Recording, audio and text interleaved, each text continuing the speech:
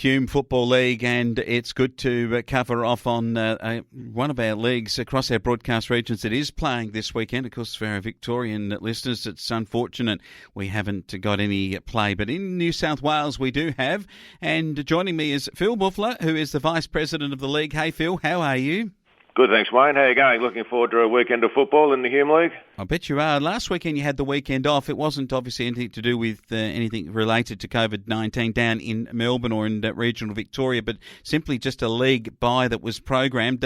Has everyone freshened up from what you've heard, and is it a positive move to have that bye after, say, the first 6 or 7 rounds? We've not often had a bye most years with the Interleague, and this year we've decided not to go ahead with the Interleague, and we just thought we'd keep it. Clubs enjoy it. They have a bit of a week off. There's a few niggling injuries players get over. Gives families a chance to get away. So I think the bye's pretty welcomed. So and it just it was, to be truthful, more good luck than good management. We just have to have it on the weekend where we could have been in a bit of trouble with player movement from Victoria. So it's worked out pretty well. Pretty well, and the reality is that you've got clubs like CDHBU who have some of their players who do come up from south of the border, and there are other clubs that do recruit. I think the Billabong Crows are in that situation too, and maybe even a couple of players here and there, and some netballers too that come out of Albury and Wodonga. But overall, is it pretty much that everyone can play this weekend? Everyone will be up and about, I think. We found out in COVID last year, it was actually surprising how many people who live in the Hume League, in netballers and footballers, live in Wodonga, or just across the border. So it's only a stone's throw across the border, but it was one of the huge problems we faced last year. So with the restrictions of travelling in the regional areas lifted, so it's helped us immensely. And we've got no Victorian-based clubs, obviously, so we're right to go. Yeah, it's good to hear. Last time out, CDHBU were too good for Howlong, and then the Holbrook side were just gave a real smashing to Culcairn, and in other matches a close one. Henty in a really tough one over a rival in Rand-Walbundrie-Walla. They like to have a good scrap, those two, while Burrum Saints really thumped Jindera to show that they're going to be pushing towards finals in this second half, while Osborne over Lockhart 11-18 to 5-10, and Billabong Crows got the win 14-7 over Magpies 10-12. So overall, as we review, say, round 7 and the ladder here, Phil, Osborne clearly and unassailably at the top of the table and are the best side in this comp. At this stage they are, Wayne. They've had a few tests along the way. Holbrook was going to be a test, and they dealt with them pretty swiftly, and then Lockhart. But Lockhart played well. They had a poor third quarter, a bit of bad kicking, and to go down by 40 points or whatever the final score was, it was a good effort by Lockhart. And just talking to the Osborne people after the game, they seemed to think Lockhart was probably the best side they've played. So it'll be a good test with CDHBU this weekend for them, for both clubs. Yeah, CDHBU are in third place, Henty in fourth, Lockhart fifth, Rand-Walbundrie in sixth, and then Burrum in 7. Burrum are going to come good in the second half. There is no doubt the talent is there, and I think that they will certainly push to the top 6. So it makes it very interesting for those sides that are in the top 6 right now, with number 7 on the ladder quite probably coming home with a wet sail. They played well. I saw them play a couple of weeks ago down at the Burrum headquarters, and they played very well. The big seeder, Matt Seeder, he gets them firing. And, I think that'll be a good game. This is almost the match of the round, in my opinion, the Lockhart BB Saints game, so that'll be a very good game. Yeah, good one. How have you seen the Billabong Crows? Have dropped to 9th after making the finals in 2019, and there was high aspirations with Austin and co. Have been recruiting well. They've had some players from Mulwala area. How have you seen just how they've, fessed up this year to the comp? Well, I think they lost a couple of players. They lost a big ruckman and another couple, and in the Hume League, you've only got to lose 2 or 3 of your key players, and you can get into a little bit of trouble. So I just think they've lost a couple of their key players from 19, and this has been the problem. So hopefully they're improving and they're trying. They're a great club and a hell of a supporter base. So I'm confident they'll get a few more wins under the belt before the year's out. Yeah, I reckon they will. Okay, you mentioned that this weekend we'll have a look at the games. At Burrumbuttock, the headquarters of these Burrum Saints, they get Lockhart. You reckon it's the match of the round? And if Lockhart were to drop one of these matches against, say, Burrum, it's like almost an 8-point game in some senses, isn't it? It can be a little bit. This will be a very, very good game. I think this is going to be the All In Sports. This will be live, this game on the All In Sports website. So I'm just. Look, I'm not sure. I'll probably lean slightly towards Well, look, I think Lockhart might get up. They're a good side. They're very well. At the start of the year, I didn't think they were going to go too far, but they're very good. They played well, and I think the momentum might continue. Alrighty, they were very, very hard at it against the league leader in Osborne, but don't be surprised if this doesn't go right down to the wire.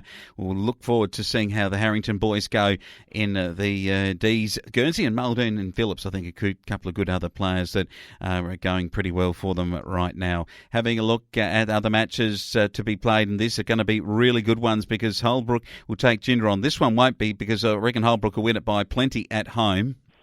At home, they'll be too strong, Wayne. They've been playing pretty good football. They just had that one minor blip against a very good Osborne side.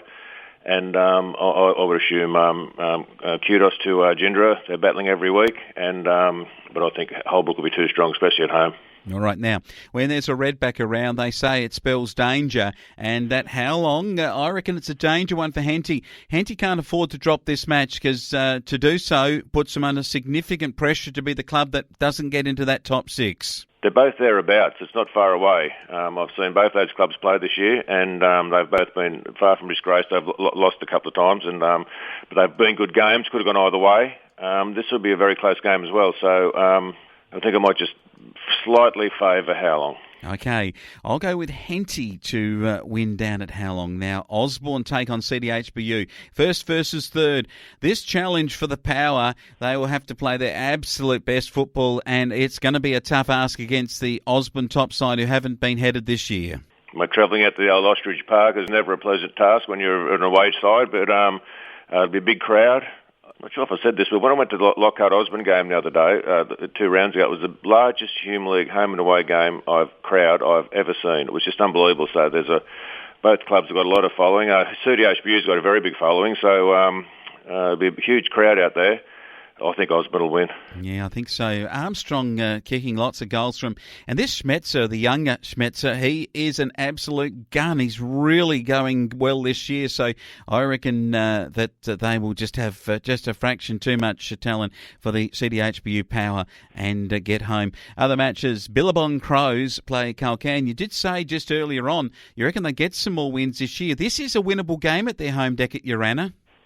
I think this is the first game of the year for the Urana for the Billabong Crows at Urana. So I think the Crows could get up. They've got a core of good players. Young Nick Morris has been playing pretty well all year. Alistair Austin is just a very good player. Culcairn have played pretty well, battled hard, but I just think I think the Crows might get up on their home at their home. Yeah, I think Culcairn, you say battled hard, and I reckon that they're moving into that real battling zone where you've just got through the first few matches. You had a good start to the season, but injuries and other difficulties start to tell. They had some oval issues too to get onto their park to start the year. Just started to feel like Culcairn are sliding. Evans can kick goals for the Billabong Crows, and I reckon O'Riordan is a really good player. O'Riordan, as I think you pronounce it in your part of the world, will be a very, very good player for them. So let's have a look at the final match, and this time we have a look at what will be a really good round 8 clash, and it is between the Rand-Walbundrie-Wallas and the Murray Magpies. Murray Magpies improved against the Billabong Crows. I expected Walbundrie, the Giants, should be way too good, but the Murray Magpies might have just found a bit of confidence out of that game down there last week when they played. They played. They played. Improved a lot last week, 2 weeks ago, and as I said, credit to them for battling on. I hope they do get a win up at some stage. Possibly this could be the week, but I just don't think so. The Giants are playing good footy, and I think they'll just be too strong. Unfortunately, not unfortunately, but it's good for the league when everyone's going well. It certainly is, and good to see if they can get a win on the board for this season. Just having a quick look around in some of the other grades. In the reserve grade, how are the numbers across the league? Obviously, Holbrook at the top and Osborne at 5-2, Howlong 5-2, CDHBU 5-2, Burrum 4-3, Culcairn 4-3 are the top 6. Is there enough depth in all the clubs, and are they all getting enough numbers along to play each of their reserve grade games? The reserve grades have been fine, so we've been getting the good numbers. people, like it's a bit hard, but of a rural league during cropping and that sort of thing, numbers drop off a little bit when people are flat out on tractors and stuff like that. And, once it's sort of got the crop in and stuff like that, it sort of frees up a bit of time and families get back going to the footy, and that's obviously a big help to the seconds. And so they're going okay. Obviously, there's a few clubs get a few out of the under-17s just to fill an odd gap here and there, but the seconds comp's going pretty well. Pretty well. And I reckon the 17s, obviously Jindera and Holbrook. Holbrook are a perennial tough side in junior competition in Hume footy. I was interested to see Henty are up in third place.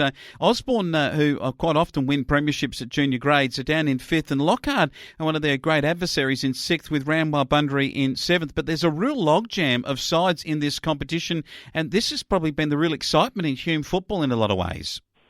On a day, you go to an under-17s game, they're as good as a first-grade game. That quick ball movement, it's a very good skill, and they play well.